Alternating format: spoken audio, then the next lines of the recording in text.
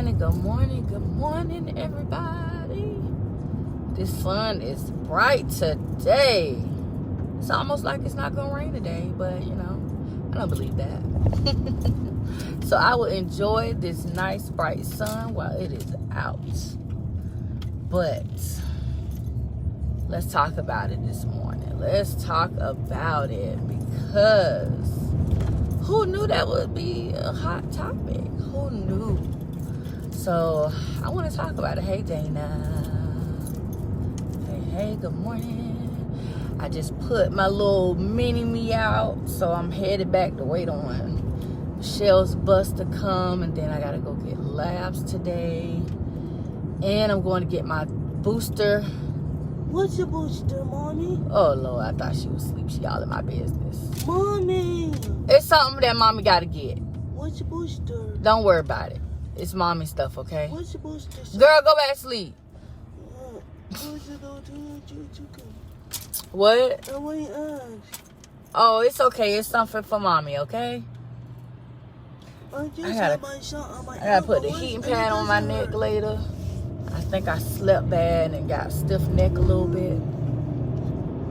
Look, she all in my business. You hear her?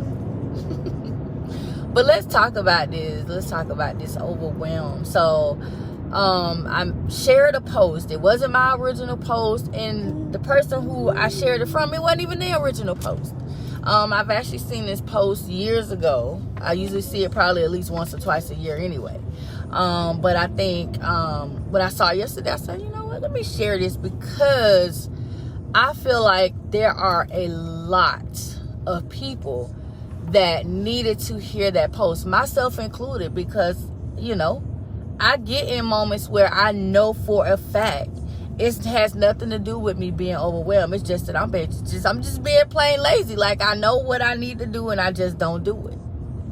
And that's what a lot of people. Thank you. Look, I gotta go get my hair retwisted, so I just been hatting it up, scarfing it up, whatever I could do for the moment. But yeah, I mean, I am, look, Loretta, get on my nerve till I hate jailbird. Like, I know that people get overwhelmed. I've been there. At least once a week, I have an overwhelming moment. But this is the thing. When you are overwhelmed, you cannot stay in that space. Because when you stay in a space and in a capacity of staying overwhelmed, then that is when it shifts from being overwhelmed to it becoming just being lazy. And that's a fact. Like, that is not even something that, like, you know, understood. That people are dealing with losses from COVID. People are dealing with losing jobs. People are dealing with, you know, low income. People are dealing with so many different things. But at the end of the day, when you put yourself in a positive mental space, when you do certain things, you set yourself up to come out of that overwhelming moment. You do. You really do. I can sit here all day and say, hey, you know what? Oh, I'm so sorry that you overwhelmed. I'm so sorry. But what am I doing at that point? I'm pretty much being an enabler. I'm enabling you to mentally stay in that space because I'm putting in your head, okay, well, yeah, it's okay to be right there. And then the more people do that, the more you're going to stay in that space, because at that point you're feeling good because people are asking you, oh, are you okay? What's wrong? This and that and the other. You don't want to stay in that space. People say, oh, I'm always so sad. You're always so sad because you're always staying in that sad space. Yes. Michael, you just said it. Being overwhelmed can become a lifestyle. Like, people thrive on being overwhelmed and just being frustrated with themselves. It's nobody else that is overwhelming you but you. You're overwhelming you. Nothing else is overwhelming you. I've been dealing with death. Like, we all have been dealing with some form of death around us our whole lives. if we stay in a space of mourning, will we ever effectively have a life that we can be really functioning? No. That's why there are stages.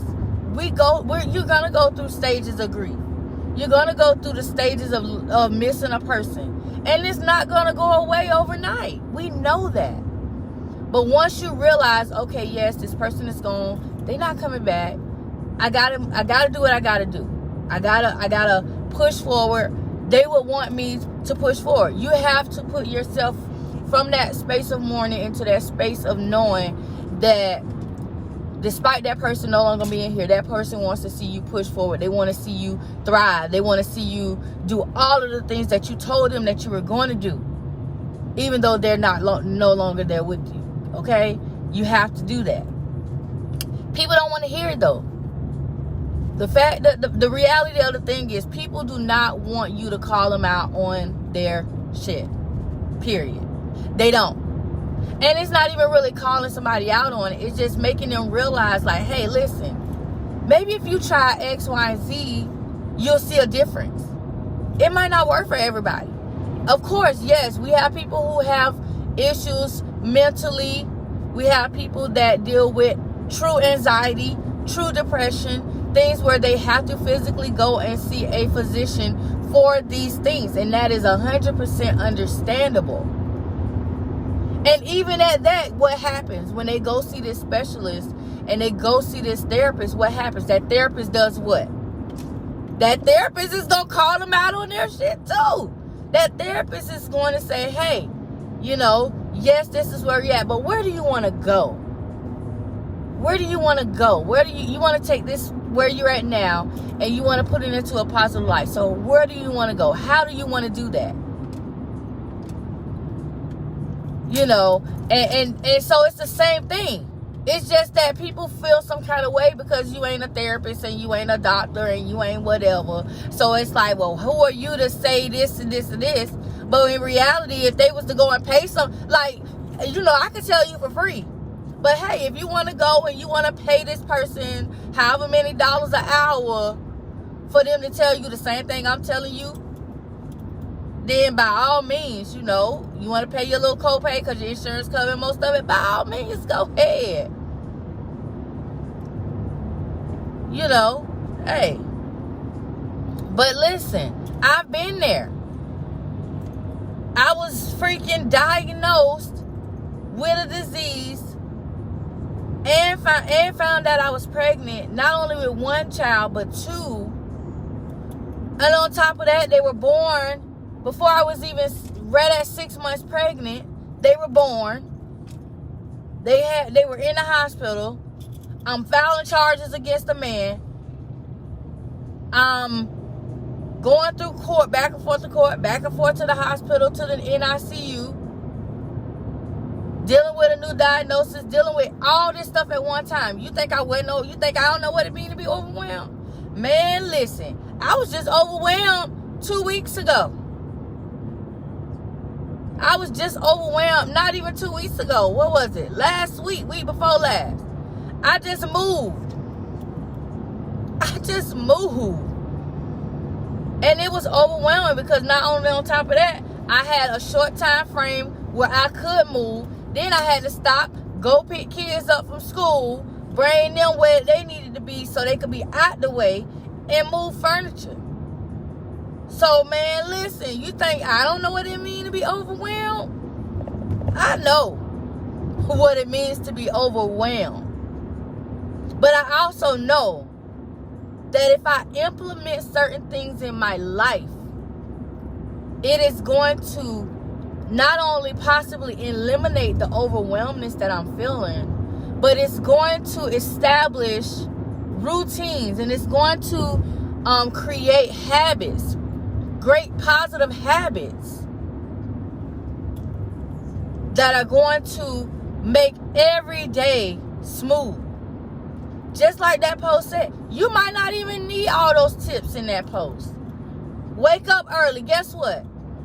No matter what time I go to bed at night, my alarm goes off at 5 a.m. Let me say that again. No matter what time no matter what time I go to bed at night, my alarm is still going to go off at 5 a.m. because I know at 5 a.m. I got an hour before I officially need to get up out of the bed. So at 6 a.m., when my alarm goes off at 6 a.m., guess what? I better be putting my feet down on that floor and getting up out the bed. Because now it's my time to get myself together before I wake anybody else up and get them together. So I know I have to establish that part in my life and in my routine.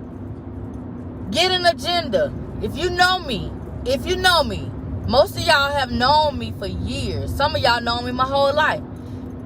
When my twins were born, came home, we had appointments 5 days a week. 5 days a week there were appointments. So I had to keep an agenda. I had to keep a calendar, one of those books. I call it my appointment Bible. Guess what? I got one for 2021, 2022 already. I keep up an appointment book and I write every single thing in it. If I say I'm going to go live and I'm going to do this training, I write it in there. If I need to go like today, this weekend, I scheduled to go get my booster shot. As soon as I put the appointment in, I got the time in there, I wrote it in my book. Every morning I look and see what I got scheduled to do for that day and I do it. Because guess what? When you don't know what you have going on for your day, you are going to be overwhelmed. Oh man, I gotta go here, I gotta go here, I gotta go here, I gotta go here. Oh, I hope I don't forget to do this. I can't forget to do that. When you go to the grocery store, what you do? You make a grocery list, because you know when you go in the store, you're gonna want to go in there, get what you need, and not forget something, because you don't want to have to go all the way back to the store to get that one piece of item that you forgot. You do what? You create a list. Same thing. Create a list for your life. Create a list. If you know you want to accomplish this X, Y, and Z in a certain time frame in your day, write it down. Put it on a sticky note. Take it with you to the car. Stick it to the dashboard. Whatever it has to be. Do that. Establish a routine. When you establish a routine, that makes a difference. Establishing a routine makes a huge difference. I used to ain't have no routine at all. It used to just be, all right, okay, let's go here, here, here. So listen, I started this early on. When I only had just my oldest daughter, I had really no routine. The twins came, okay, I had to get a little routine. I had nursing there 18 hours a day, so that really helped a lot. So I didn't have to do a whole lot. But then, when they got older, school time, you got school time, and then you have what? There was 3.5 months of summer. Got to do something. We can't just sit in the house all day. So I had to create a routine for my kids for summer. Every summer, whatever grade they're going to, I went to Barnes & Noble and I bought the book for the next grade that they were going to so that they can work on it in the summer. Okay? Of course, with my twins, I modified it to what level they were on. But they had something. If I knew I wanted to schedule activities for the summer, I printed out a calendar for July and August. For July and August, I printed a calendar out. If they had dollar movies, I would print out the list of dollar movies with the dates and times at all the theaters. You had Cinemark, AMC, and Regal do summer movies. I would print all of them out and correlate the dates and the movies and say, okay, well, we could go to the movies twice a week this week because this movie playing this one here and this one playing on this date here, and I would write it out. If we were going to go to the beach twice a month, I would put, okay, this Saturday beach day, this Saturday beach day. If we were going to go to Chuck E. Cheese, all right, since this is a beach day, the other Saturday be a Chuck E. Cheese day. I would schedule it out. And that established a routine. So every summer, my kids know we going to be doing something. Mommy's getting a calendar together. They know this is a routine. So it's never a question to them what's happening, because you've established that routine and you've taken away the thought of feeling overwhelmed of, well, what we gonna do? Oh, we just sit home doing nothing. We just, overwhelmed. There's that word again, overwhelmed. But when you establish the routine, you remove the overwhelmness of your life. The next thing that it said in that post was boundaries. Set boundaries. Listen, let me tell you, Linda and Larry, about setting boundaries. I'm bad at it. Listen, I don't know nothing about no boundaries. What's that? My mama, my daddy, or my brother, or whoever, my aunties, they call me, Renee, I need you to do X, Y, Z. Okay. When I do it, I call them back. All right, it's done. I don't know how to say no. But let me tell you, when was that? A month and a half, a month and a half ago, my uncle passed. So we had family that was coming from out of town. And usually nobody ever asked me to look for hotels for people. They usually have this on their own. My aunt called me and she was like, I need you to book this hotel. And so I'm like, okay, well, what hotel? She proceeds to tell me she wants me to book a hotel in a part of the town that I know for a fact is not great. Like, they be finding people dead over there. All kind of stuff. So I'm like, nah, I'm not finna put them, no, I don't want to book a hotel over there. And I was like, no, I'm sorry, I can't do that. And she looked at, we on the phone, but I know her face. So I could tell if I was in her face, she'd be looking like me. Did she just tell me no? I just told her no. I sure did. I told my aunt no. No, I'm sorry. I cannot book them a hotel room over there. I can't do it. I said, I'll give you the phone number. If you want to call them and do whatever, you can. I say, but I would not be. I say, that's not going to be on my conscience. I can't do it. This Wi-Fi off.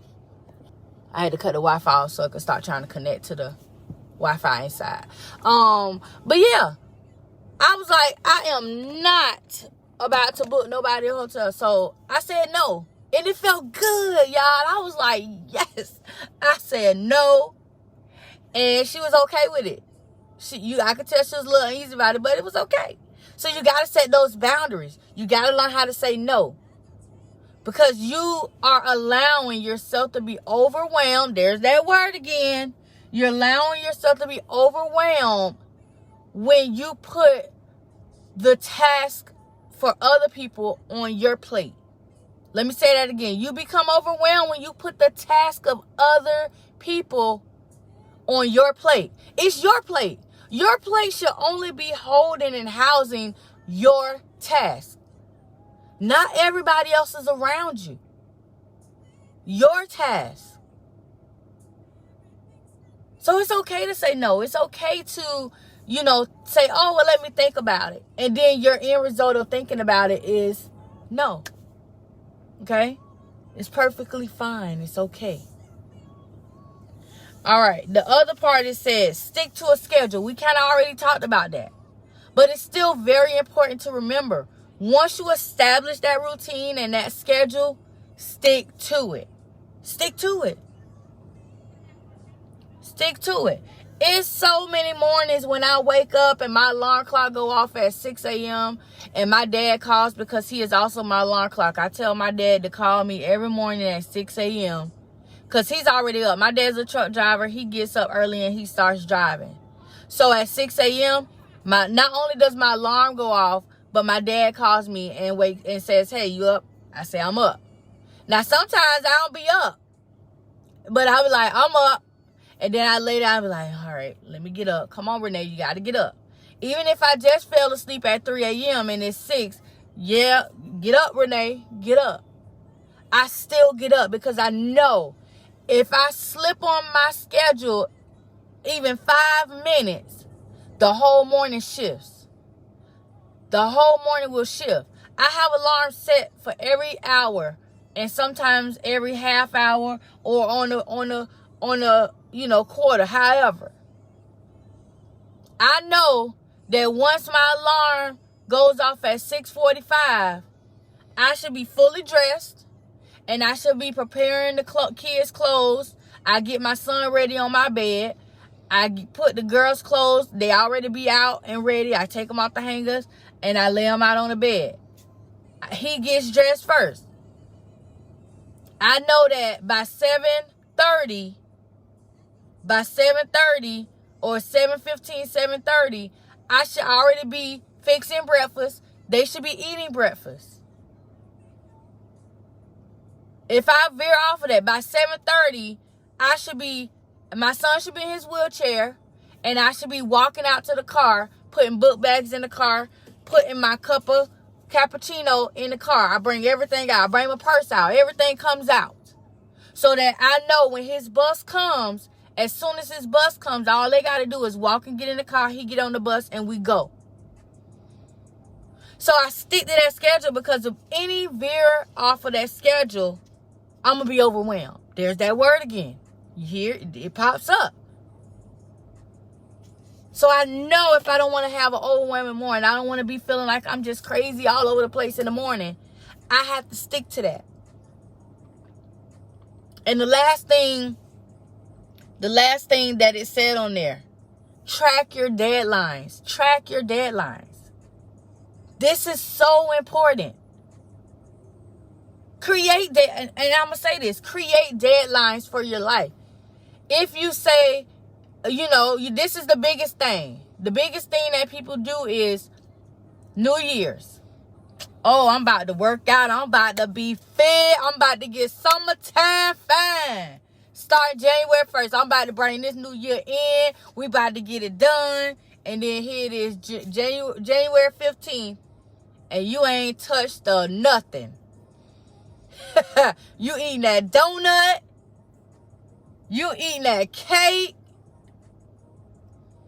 Look, you parking as close as you can to the store because you don't even want to walk that far. Guilty. You know what I'm saying? But you got to really create deadlines and stick to it. Stick to it. When I was writing my book, I said, you know what? I want my book to be released on this date right here. Let me tell y'all, anybody know me, I'm a huge Temptations fan. When I started writing my book, I started looking at it. I was like, you know what? I think I'm going to be finished with my book by the 3rd of September. I love the 3rd of September because Papa was a Rolling Stone. What's the first line? It was the 3rd of September. That day I always remember. I was like, I want to always remember that I published my book on the 3rd of September while Papa was rolling his stone. And so I said, okay, 3rd of September is when I want to have my book published. So I knew if I have to do X, Y, and Z steps before that date, I need to have my book completely finished by this date. If I know that I want to buy a house by a certain time frame, I know I got to have X, Y, Z in place before I can close on a house. If I want to buy a brand new car, if I need a new car, I know before I got to get this car, I know they're going to want this down payment. They're going to want this. They're going to want my credit look a certain way. So I know I got to do boom, boom, boom, boom. You got to do that stuff. So it's like you have to create deadlines and stick to them. So I want you guys to understand this and take away from what I'm saying right now and what that post meant. What that post meant was not everybody is overwhelmed. Not everybody is actually lazy. It's not that you're lazy. You definitely have people who have a true overwhelmness. But that is because they are surrounded by people who rather encourage the overwhelmness, who rather encourage them staying in that mental space than showing them how to come out of it. You have to have people around you that want to see you win, that want to see you stress-free. They don't want to see you overwhelmed. They want to see you flourishing, and they want to see the smile on your face. They want to see that when you wake up in the morning, you singing positive tunes and you ain't just waking up already mad and angry. So you got to push and push and fight for your happiness. When I saw that post, what I saw was that post being straightforward, not sugarcoating nothing. See, so many people want to be pacified. They want you to feed them like they a baby in a high chair and you got the spoon and the Gerber. They want to be spoon-fed. But guess what? No. At some point, them training wheels got to come off. The training wheels have to come off, and you have to realize that at a certain point that you got to pedal this life. You got to pedal through life on your own. You got to push through life on your own. You got to do that. I can't do it for you. Your mom and your daddy can do it for you up until a certain point. When you turn 18, for example, my daughter's getting ready to be 18 Wednesday.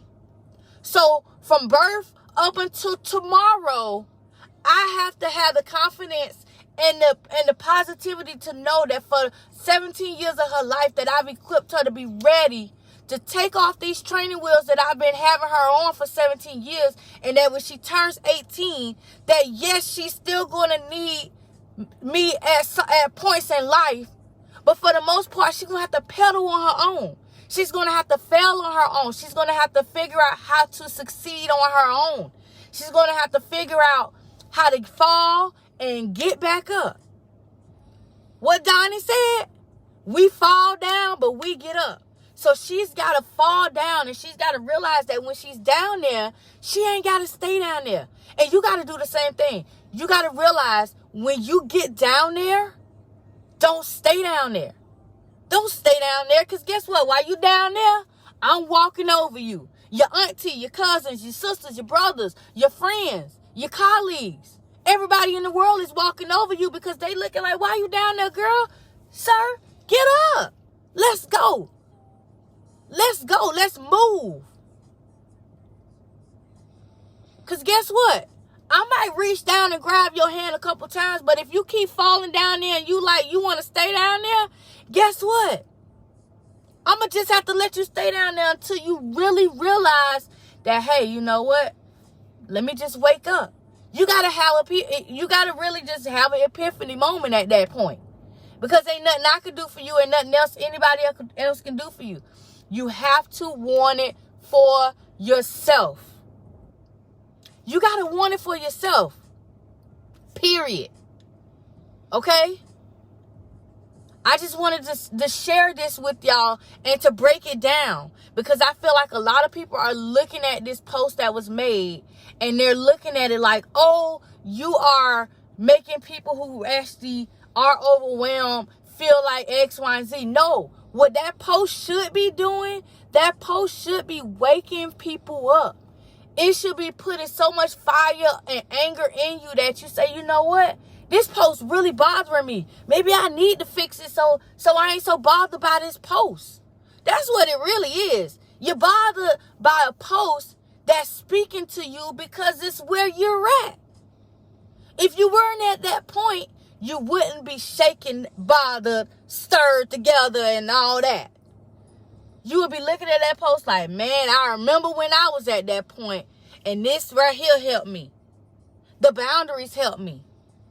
The setting the schedules helped me. Waking up early helped me. You know.